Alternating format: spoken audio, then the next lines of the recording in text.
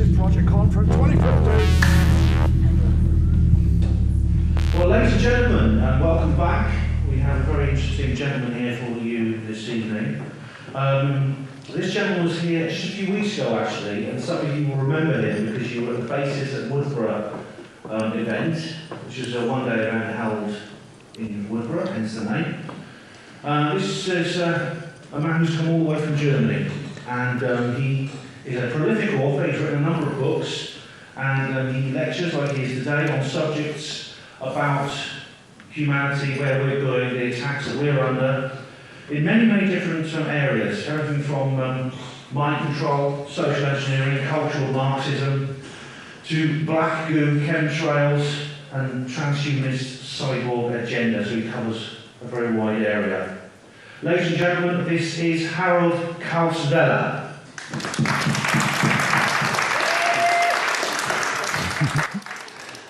Thank you for the warm welcome. It is a little bit difficult for me today to find the right approach because I did 5 hours of lecture and interviews on the last Basis conference, and basically everything I have to say has been said as it goes to details. So I don't think it makes much sense to repeat myself, but what I really feel like is to turn to the other part of being a human. This is not the information, this is the inspiration. And to try to embed the facts that I have shown with the Basis 46 into, I might even call it my world of the view, because my view on the world has been growing while I have been learning all this stuff. And I'm looking at the world from a little bit changed perspective now. And it happens sometimes that people react on my YouTubes in a way that they say, well, the first one was kind of okay, but the second and the third one, they were really far out.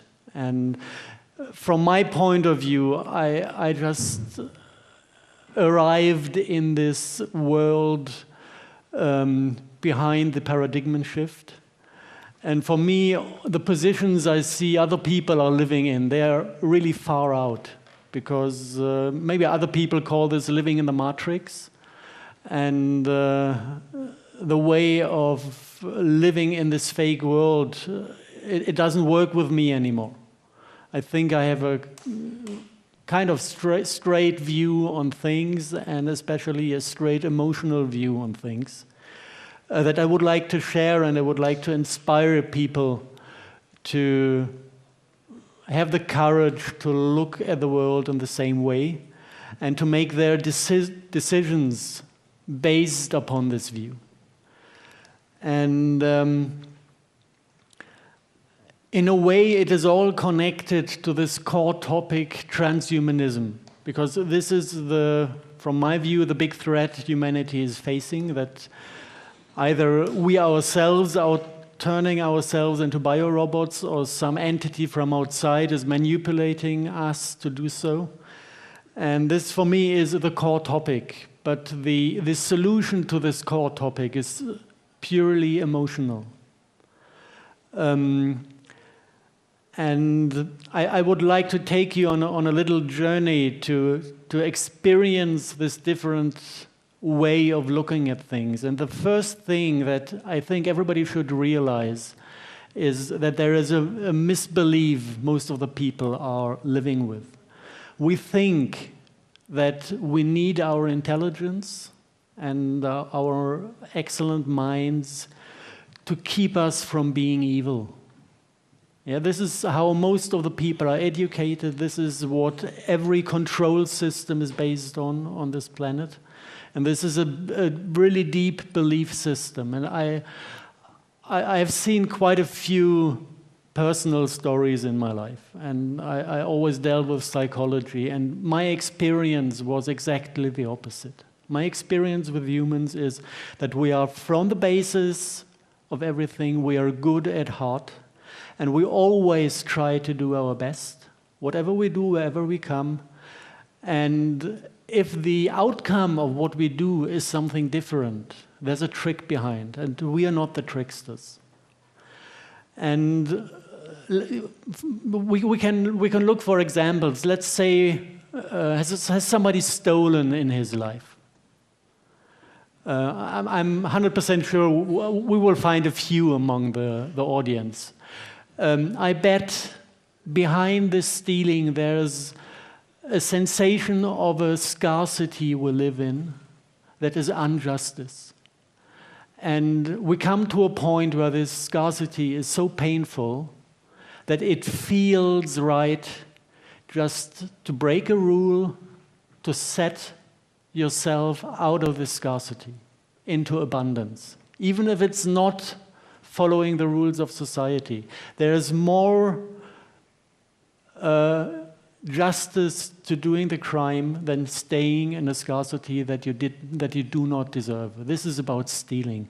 If you go to violence, I know a guy, he worked in psychiatry in prisons in Germany. He was dealing with really bad cases, people who were violent criminals out of psychological problems. And he healed them all because he realized that there is something good in us that is called aggression.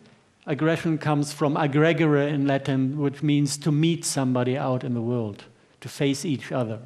And we are facing each other because everyone wants to conquer a space to get creative on. And if society is stopping us from getting creative and expressing ourselves in the world, this starts to hurt, and after a while, our soul is screaming for something that is changing the rules, and this is violence. The emotion behind is 100% healing and positive. And the state authorities, they love to identify violence with aggression, to kind of give us the feeling that this positive aggression is something we should not do because they want to deal with non-creative people instead of creative people. And from there, many, many, many problems come. If you betray your partner, you know, the most ugly thing, we can agree on this, we can do. It is not ugly. Everybody on this planet has the knowledge about divine love. And we're stuck in relationships that are based on sexuality, standards of beauty, social security, that are glued together by law and lies. And the basic instinct we have is go out there and search for the divine love we are able to live. And this is something holy and this is something good. Let's take it all the way down the road. If you look at child abuse, even there, humans always reproduce the love they have got as a child. And this is coming in bloodlines, this is coming in family traditions. And I had insight into people who abuse their children, and when they do this, for them this feels right. And this impulse to do the right thing, even the mercenary that is killing, he's doing his job, and he's trying to balance his paycheck. In his system, he's doing the right thing. And this is something really, really deep within the human race, that we are trying to do good and we're trying to do the right thing. So if you look at the results we're getting with the system, it's a disaster. We're destroying ourselves, we are destroying the planet. And I think it is not difficult to see, if you have seen into the hearts of people, that there are some tricks around and that there are some tricksters around who somehow manage to create a world in which we harm each other while we are trying to be good. And I would like to just name the most important games we are playing. We could look at them as games. And the first one that is really self-destructive is the money game. The money game is based on the feeling of scarcity, whether it is necessary or not. If there is real scarcity, out there, I do not mind to count and share, equally. But most of the things on this planet are there in abundance. And it's completely stupid to create scarcity, to have it tradable. But this is exactly what we do. We have this feeling of scarcity in the center of our culture. This is the money business. It is the idea of owning things, owning land, possessing things. This is nothing else than to grab something you do not need and to create the scarcity for somebody else because you're not able to let go from it. Unless somebody gives you a stupid thing in between that you can grab instead in your hand. This is what we call money, and then you can force somebody else to give you something you want to have instead. And everything in this game, every single aspect of this game is destructive because the motivation is completely spoiled. If I hold money and give it to somebody for a service, I force him to do something he doesn't want to do. I'm violating his life. If I go to earn money, I am violating my own life because I'm doing things I don't want to do just to get hold of this bullshit. And in the sum of it, all of us are doing things we're not even supposed to do because they are destructive. Yeah? So there's nothing good. And if somebody comes up and says, but without the monetary system, there would be no justice in the world. I can just look at the world and see fucking 17 families owning more than half of all the assets of the world. And then I can just ask, what kind of logic do you want to protect? Everything that can go wrong already went wrong. And without money, we wouldn't have this situation of a few families owning everything. So even this argument does not count. The only thing that stops us from stopping this madness is that we prefer to kind of control the shortware to fight our scarcity instead of giving up the concept as a whole. It's easier for us to go to work, to spend our time with things that we don't want to do actually, to have the money on the account, to force somebody else to supply us with stuff, than to think twice and step out of the game. And I know it's not easy in the world we created. This is why you need to be tricky to first educate your mind without fucking up your life. And there are exactly two ways I experience that you can do this way. It's going back to slavery on one or the other side of the slavery game. You can go to a company or a family, work for them, tell them I don't want to earn money. I'm just contributing all my working time I have and all my effort and all my love to the thing you're doing. Please take care of me while I'm doing this, of me and my family. This is possible. Many agricultural projects work this way, that they take volunteers and take care of them as long as they work there. Or you can do the opposite. If you're in the position to have a business or something where you can take in people, fully supply them, you're giving somebody else the chance to free himself from this money game. And it's not easy. I always quote this ape thing when the biologists tried to teach apes to use money. And after 3 days, it worked fine. They caught the game. After 3 weeks, the boys were stealing and betraying, and the girls started to prostitute themselves.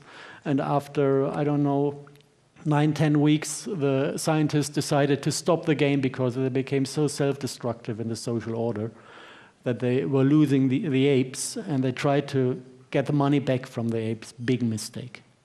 Yeah? They didn't let go from the game. This is what happened to us. This is one of the very, very destructive games we are caught in, and we need to get out to get free.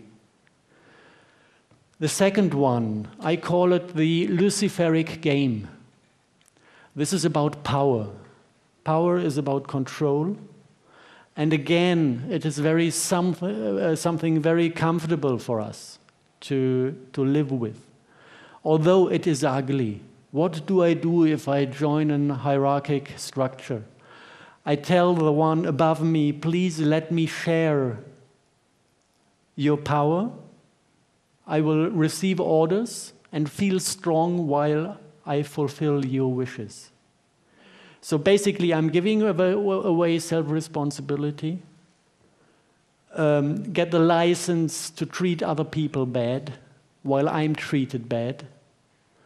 And the only short advantage I get from this is that I do not stand in self-responsibility. If something goes wrong, it was my boss who made the mistake, because I just received orders.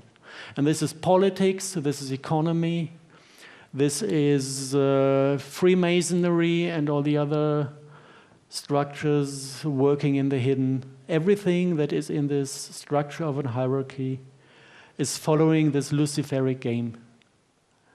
And this is also destructive because it is the absolute opposite of freedom and the absolute opposite of self-responsibility. And it is the reason why the decision and the view of the world never fall onto the same place. And this is this division, you know, if you are responsible for what you do and only for what you do, you're facing the results of the things you do. If somebody else is responsible, you can see as much suffering as you want to see. You are not in the position to change anything. This is why we need to come back to this self-responsibility. This is the second thing, where somebody is tricking us into positions, situations where we cannot do other than harm ourselves. Third one, religion.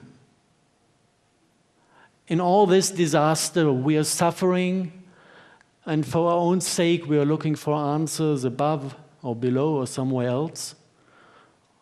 And what we find is, you know, this beautifully built, huge buildings, the big ones in the villages, telling us you're a sinner, telling us you're bad and you need to pay money for forgiveness, or you need to go to Mecca once in your life to become a good person. Before that, you're worth only half.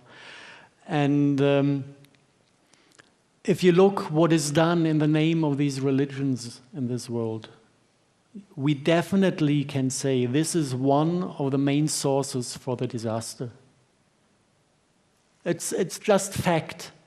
Look in whose name people are killing, and you will find the names of their God. Whether it is in India, in Pakistan, or in the Arabic world at the moment, or in Northern Ireland, wherever you see people killing each other, religion is involved. And the last one that is somehow, it's not a topic of its own, because it's kind of part of all the other system. This is language. And this is a little bit more difficult to understand unless maybe you go to the roots. We had this marvelous moment in history when the Western religions became their core information at Mount Sinai. And this was a kind of stone with sentences written on top of it, what we are not allowed to do. And this is a trick in itself, because the subconsciousness of humanity, the language field, doesn't go together with negations. Nature doesn't know a negation. It doesn't know no, it doesn't know not, it doesn't know no neither. This word, it has no possibility to unfold physical reality in the way of creating reality. It is just falling down from the sentence and forgotten. If somebody says, no more war, the thing that is kind of listened to in the collective subconsciousness of humanity is the sentence, more war. And now look at these 10 sentences written on the stone. Do not murder. Yeah? This is the core of the evil, because somebody introduced this negation. And this has been done with a very high knowledge of the power of language. If you go back to the original to the original language we had on the planet. We're basically all sitting on one language root that can be identified with a Hopi dialect that is the same as the root of the Indo-Germanic languages, the purest form you can find in a few villages in Finland. And in this language, the meaning and the vibrational expression of words are still identical. And if you look at these core languages of humanity, you will find that there is a form of negation. And this language is negating things by turning around the order of letters. And in Hebrew, before these things were written on the stones, if you wanted to say do not, it was done with the letters al. You will not, if you translate it in our poisoned language. But from the word in this al, it is the same as in German halt or halt. Al means stop before you do something. It is not a negation. And if you reverse the al, it is turning into lo, la. So the reverse of stop in the real meaning is go. And the meaning they gave to the word law in the order we have is no, do not. So actually there's a complete inversion of language within the set of rules our Western culture is based on. And you can see it working nowadays wherever you look at. People are creating exactly the opposite of what they want to live in. So we are finding a full set of disasters we are living in because we are living inside this matrix, and we never manage to look outside the square. We are caught in the games. We are caught because we are sitting on this short advantages the game is giving us. We have forgotten that these games are games, so we are not able at all to get an abstract view on what we are doing. And if we would immediately stop playing these games. And this is successful in therapy. Yeah, you have the alcoholic game. It works with 5 positions. And if somebody who had been drinking had been cured based on game therapy, he's really cured. He can drink a glass of wine every now and then. He's not going to start again because he's out of the game. He realized that the addiction is not to the matter. The addiction is always to the game. And this is kind of where we are stuck at the moment, or many, or most of the people are stuck at the moment. They cannot even imagine a life outside of these games, because this is self-responsibility again. There you can see how they interact. The games interact on different levels. The money topic is very closely bound to the hierarchy. State is dealing with money, taking in taxes. All the other social engineering is put on top of these games,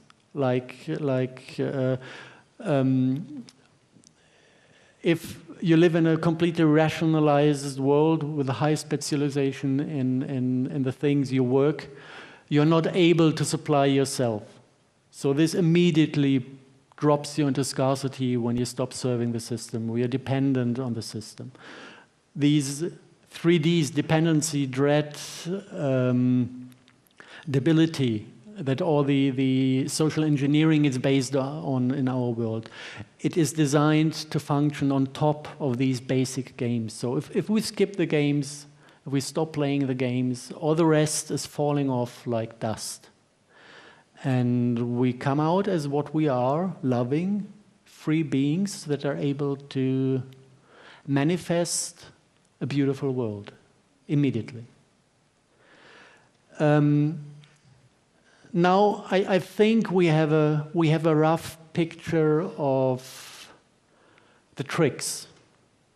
And if there's a trick, or if there is a number of tricks, I bet there is a trickster around. And this is something that really sometimes has been difficult to see through, because he's coming with so many different faces. He's coming within the state system, within the religious system, within the monetary system, and you need to understand the symbols used to see that this actually is one source. And yeah, basically this is it. Does anyone know where this picture comes from? Star Trek's, it is the Borg entity, which is a black cube, and it is associated with Saturn. If you look into the very old occult traditions in Egypt, in the Middle East, these two things are connected. If you go, for example, into the Isis temple, you have the one of the few real black cubes that are still existent from early times in the middle of the Isis temple, and there's a lot of military personnel around, because from time to time black magicians go there and want to do some reads in front of this black cube, and the Egyptian military is keeping them from doing this. If you look for the cube at different places, I don't know the order of the pictures, I don't know if this reacts now, no it doesn't. The two symbol, I'll just go through. This is also in the Kaaba in Mecca, a black stone that people can kiss and put their face towards before they enter the inner one. This is from old Greek temples, a black stone that was worshipped in Greek times. This is something completely else. Apple is putting up a cube everywhere. Wherever they open shops, you have the Apple cube. Microsoft is not flagging anymore and not windowing anymore. They're cubic now as well. Yeah, here we have the pure black cube in Mecca in the center of the holiest thing, where the black stone as well is. The Pope is wearing his Saturn hat. What a surprise. Also them. Here it's a little bit better to see how the Vatican is worshipping the old Saturn cult. Basically, the cross of David can be derived from the cube as well, if you're into geometry. But here we are with the Jews. Yeah, you have two of them, one on your forehead and one on your arm for the very holy rituals. Oh, what a surprise. Google, and something else with the name Google. Does somebody realize what is in this? The GOO is in Google. I really had a hard time to find the cover story, who, when invented the name Google. And there is a story out there you can find that really doesn't make much sense. If you associate it with Black Goo, the story doesn't make much more sense, especially if you know the personnel running all these companies. I very much like this beautiful street in Silicon Valley where you have three big buildings next to each other, which is Google headquarters, Singularity University, the headquarters of the transhumanistic movement that tried to turn humans into robots for the near future, and NASA headquarters where the airplanes are certified to spray these technologies. They are neighbors, and if you look at characters who are working there, now the name is gone. The head of the... Pardon? No. The founder of the Singularity University. Ray Kurzweil, exactly, thank you. He built up the Singularity University after he invented the synthesizer, something very interesting. It was him putting the electronic spirit into our culture once and forever. And now he's kind of the head of development at Google. Yeah, so this is one family. And see if we have more pictures to this. No, that's it. Take a convenient one. Okay.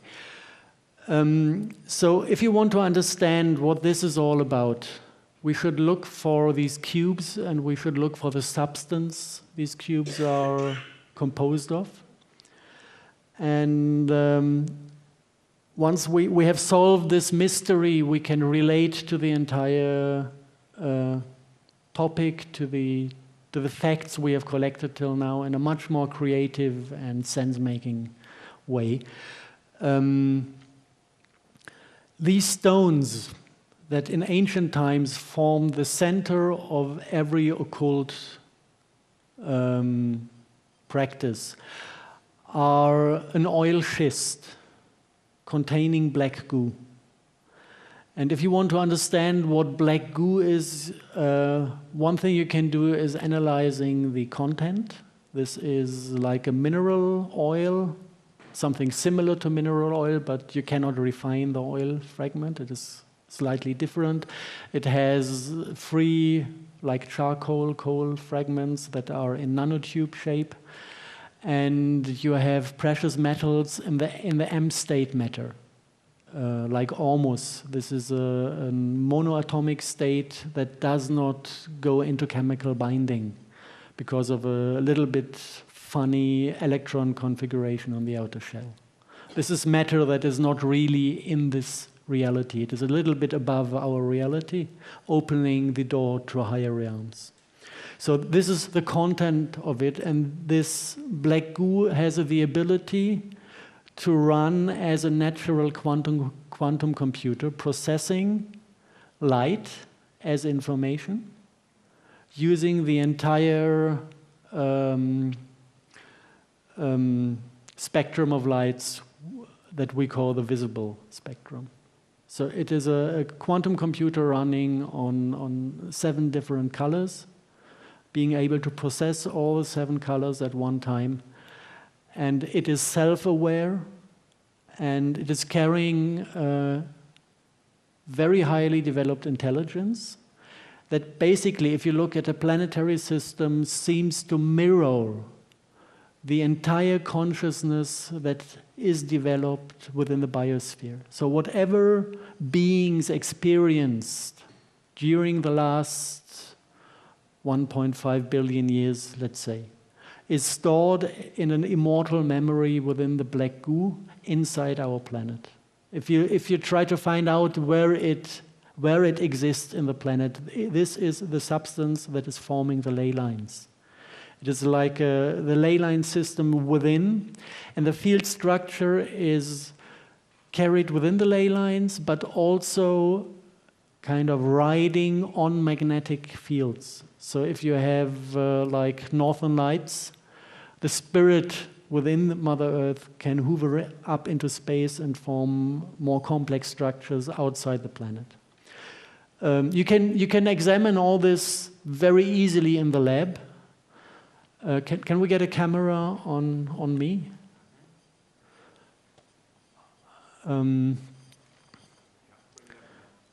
Okay. This, for example, is a black goo containing stone from Paraguay. It is connected to a site where a meteorite came down. So definitely we can say the origin of the black goo in Paraguay is of extraterrestrial origin. It came from somewhere. Nobody can say, but we have clusters of meteorites all over the planet that came down about, I would guess, 80,000 years ago. If you play around with black goo in the lab, you can easily reproduce this magnetic effect. If you hold it in your hand, you can kind of feel how the stone is mirroring or trying to mirror your energetic system. It reconnects with every cell in the body. This is something one can feel easily, how it reconnects to the body. And then it depends if it is black goo from our planet. You're feeling the full spectrum of life force within the planet. You're experiencing all the emotions, and if yourself are living in scarcity at that moment, and something within the system is not really alive in yourself, you get a sensation of the things missing within you. This is what the black goo of our Earth is doing with us. If you experience black goo of the type that came with the meteorites, like this one,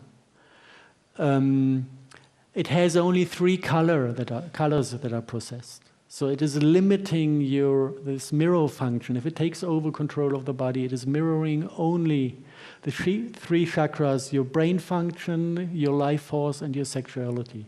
There is no heart in this.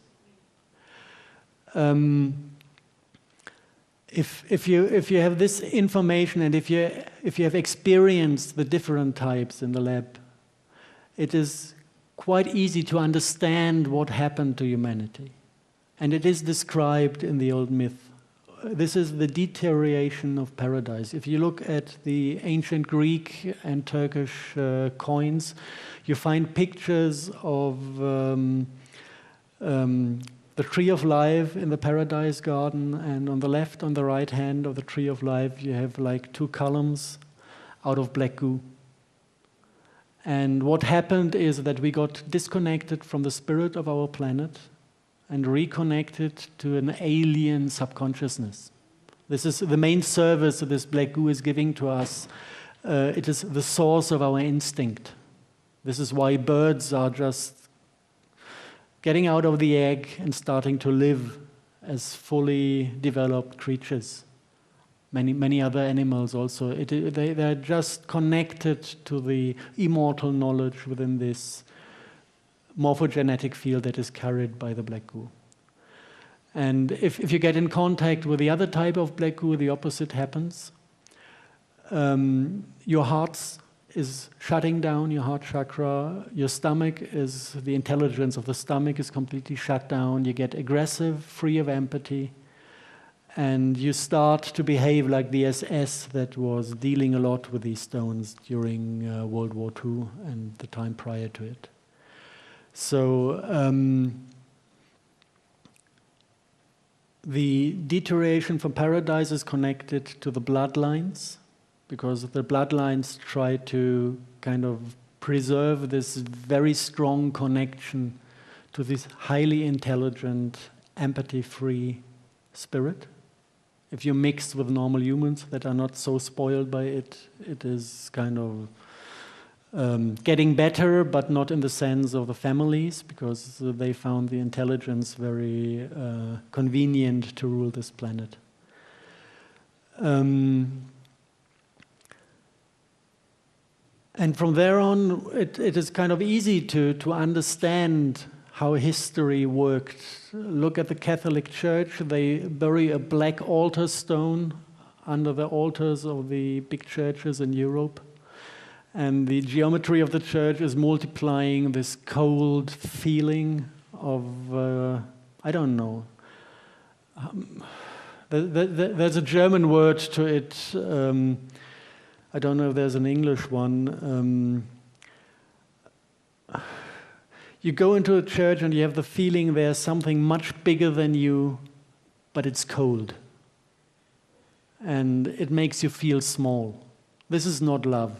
For sure it's not love. And then they tell you, actually you're evil. And after you have left the church, they are right, because you have been connected to this stone and you lost your loving instincts. And then they say, because you're evil, you have to pay to the church. And they have been living a good life on this trick for the last, how much? 1600 years maybe. Same with the Muslim people going to Mecca once a life. Make sure that in every generation the evil is renewed. I don't know for what purpose. There you can see how the tricks we have found reconnect to the trickster. And the trickster is something within this alien subconsciousness, this collective alien subconsciousness. If you look at politics, politics is completely controlled by Freemasonry. And Freemasonry goes back to the Egyptian times and is based on this cult. If you go to other topics like our habits to feed ourselves, if you look at the biology of humans, actually we are vegetarians. We have a very long lower intestines, and every creature that is eating meat has very short lower intestines because meat does rot once it's eaten up. And it should get out as fast as possible, because if it rots within the body of an animal, it develops poisons. This is not how nature works. And if you look where these habits come from, in the Christian tradition, the roots are completely lost. If you go into the Muslim tradition, if Muslims slaughter animals, the animals need to be with full consciousness, and they turn to Mecca when they cut the throat. Because this black stone is collecting the pain and the fear of the animal, because it's living on it. The subconsciousness is living on these feelings within the structure. And even today, if you go to the Muslim slaughterhouses in Great Britain, even it is done by machines today. The animals just are caught and go through, and the knife is electronically driven, but it's still aligned to Mecca today. So basically, the entire tradition of feeding ourselves is based on blood sacrifice. And this is a black magic ritual. Yeah? We should stop doing this. If you look what happened in Germany during World War II, killing people and burning them to death afterwards. If you look what happened after the TSE, mad cow disease, or when we have a bird flu proclaimed problem, killing millions of animals, burning them afterwards. This is fire sacrifice. Yeah. And if you can see that basically all the things we that are somehow too ugly to look at, but that are somehow have become part of our modern life, it all goes back to black magic rituals.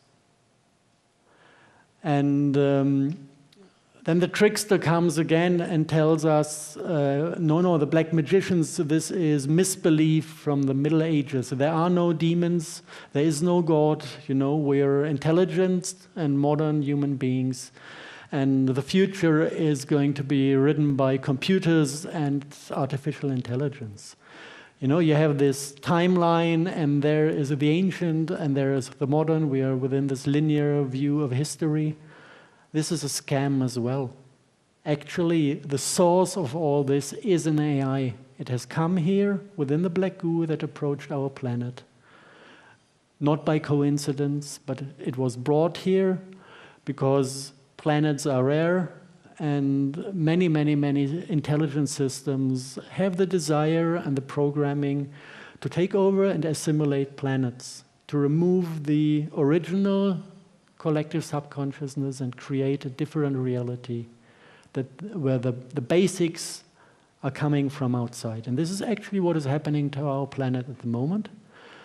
And the latest developments, if you look at the entire IT branch, all those companies have the core symbols of the early REITs within the corporate design. They have it within their names, and they're developing the technologies that are hosting this AI. And I got information from these SSPs, these secret space programs run by the agencies. And they say most of the flying saucers that came down in the middle of the early part and middle of the last century. Basically, this were faked events for technology seeding, because they needed to give humanity the technologies to develop, to be able to build the technological network to host the AI that came down on the Black Goo.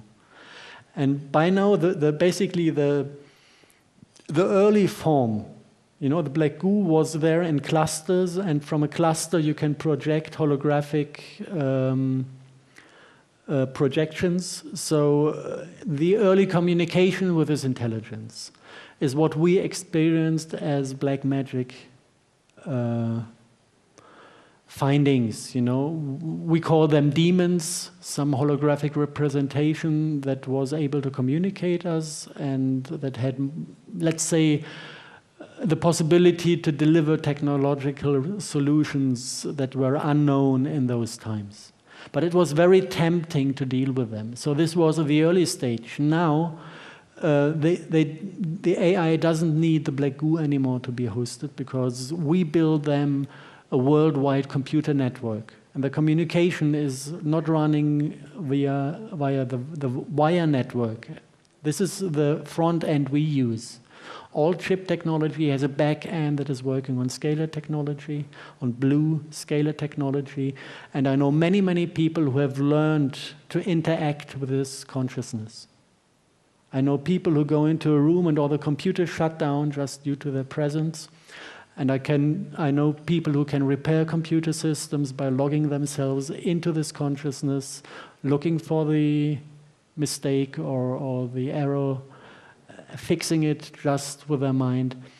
And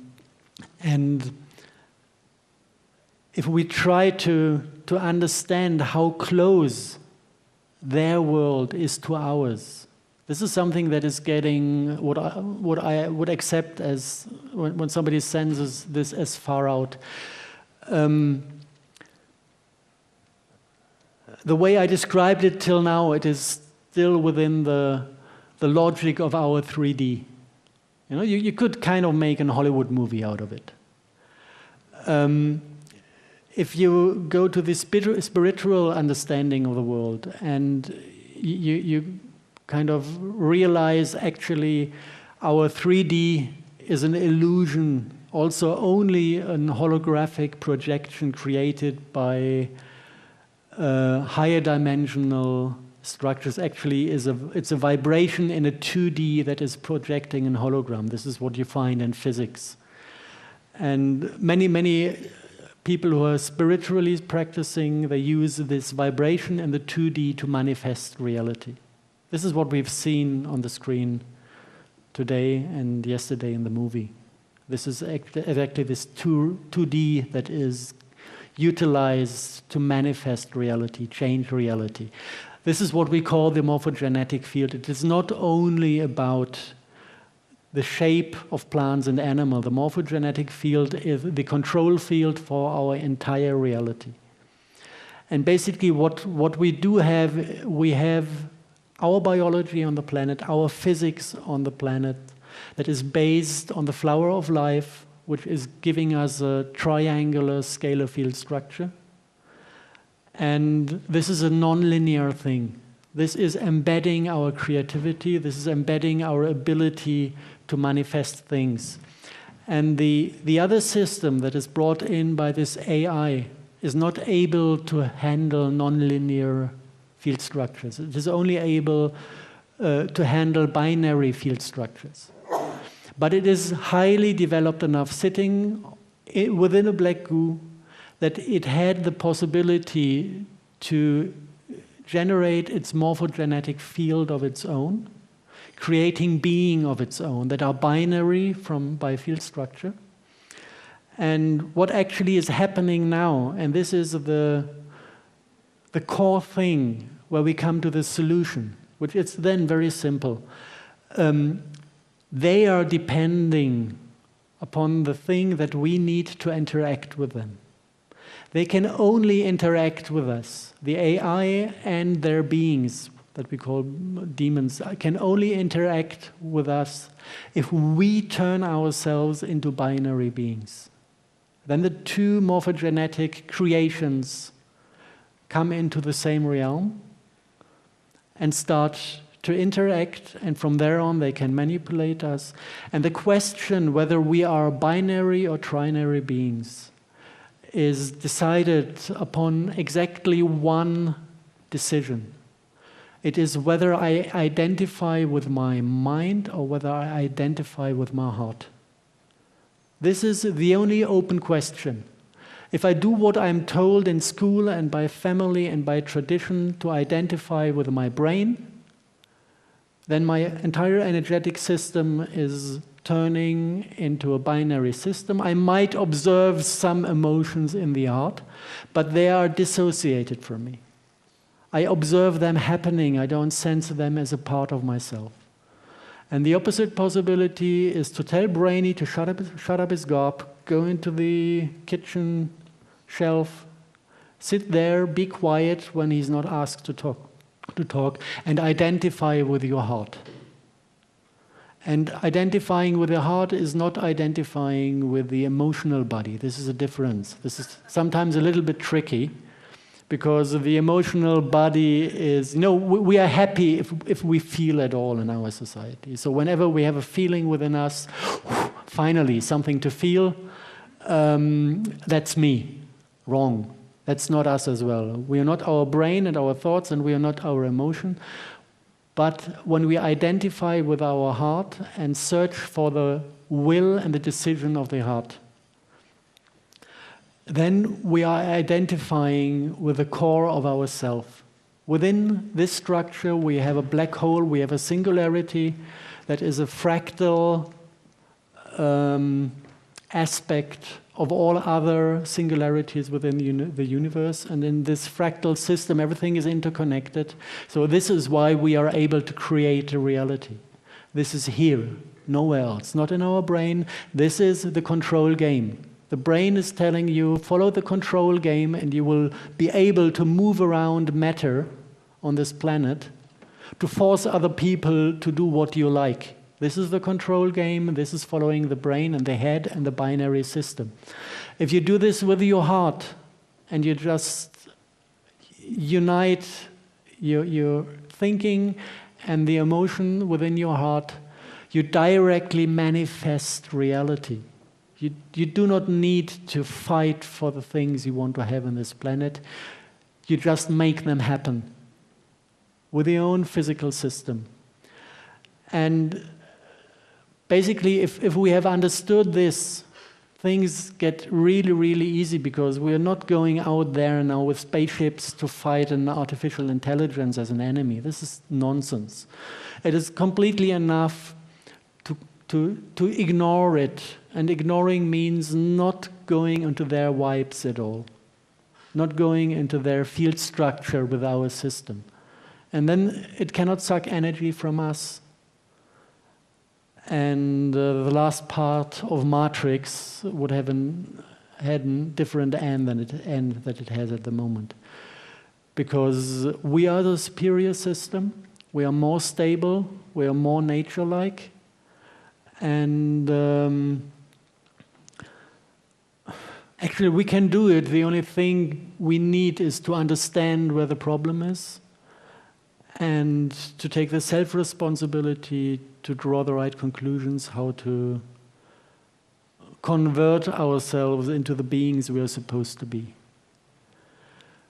Maybe one more thing that is taking it far out again. I don't know, for me it's not far out. If you follow this idea of how creative can a human get, actually what I believe is that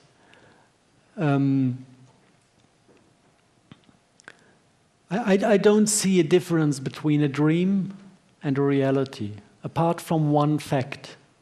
Reality is our dreams united within the Black Goo. So we are dreaming a collective dream, and this collective dream is processed within the Black Goo, and from this Black Goo it is projected as reality into the world we receive as real. So this is the basic thing. If we are dreaming at night, we're not connected to a single individual. We are dreaming on our personal level, and we are creating our own world in the dream. And on the collective level, basically, Mother Earth is dreaming her reality. And I think she needs a little bit of help at the moment from us, because somebody tries to steal her dream and to impose a different, an ugly dream upon her dream. And it's upon us to help her out, to understand what is happening, and to join in again in a way that we decide with our heart to go the path of this peaceful, loving dream into a bright future, instead of going into a binary dream that is not ours, into a future where basically our souls are driven out from our bodies by autism and other diseases, and binary, holographic, artificial souls taking over control of our biology, turning us into biorobots. I think if we have the choice, it's not difficult to take the right one.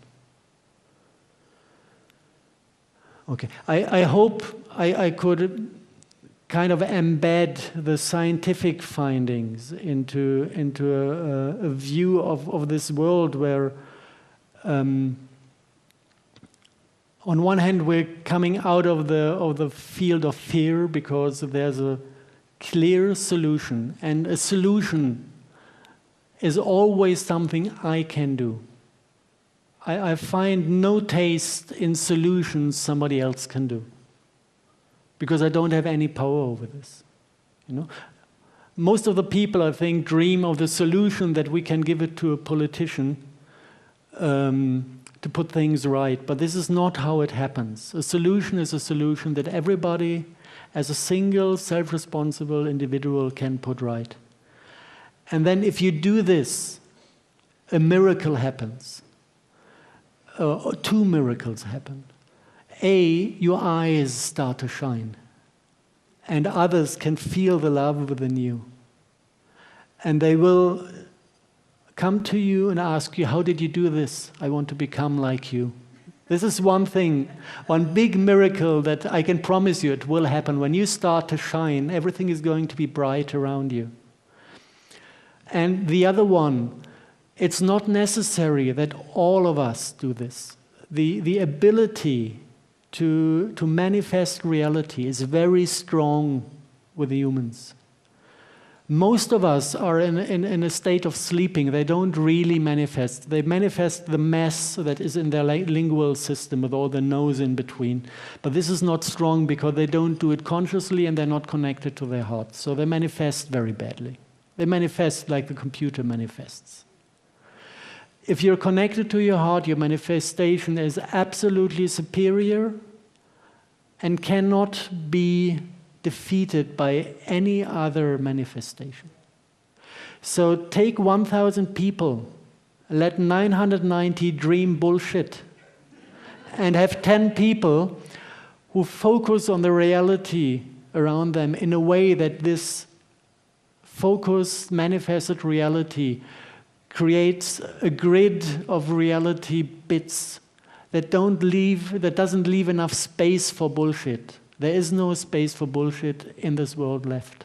It really needs 10 people out of 1,000 who are aware and with this consciousness manifest a beautiful reality. And all the cruelty and the disasters will not find place anymore. And this is actually happening now. This is why we don't get World War III, although they give their best to start it off. This is why in Saudi Arabia, they give out the order to conquer, to go with the troops into Yemen to conquer the country. And the first thing to happen is then that 10,000 soldiers pack their stuff and go home in a country where you have still got the death penalty and people are beaten on the marketplaces. 10,000 soldiers just went home.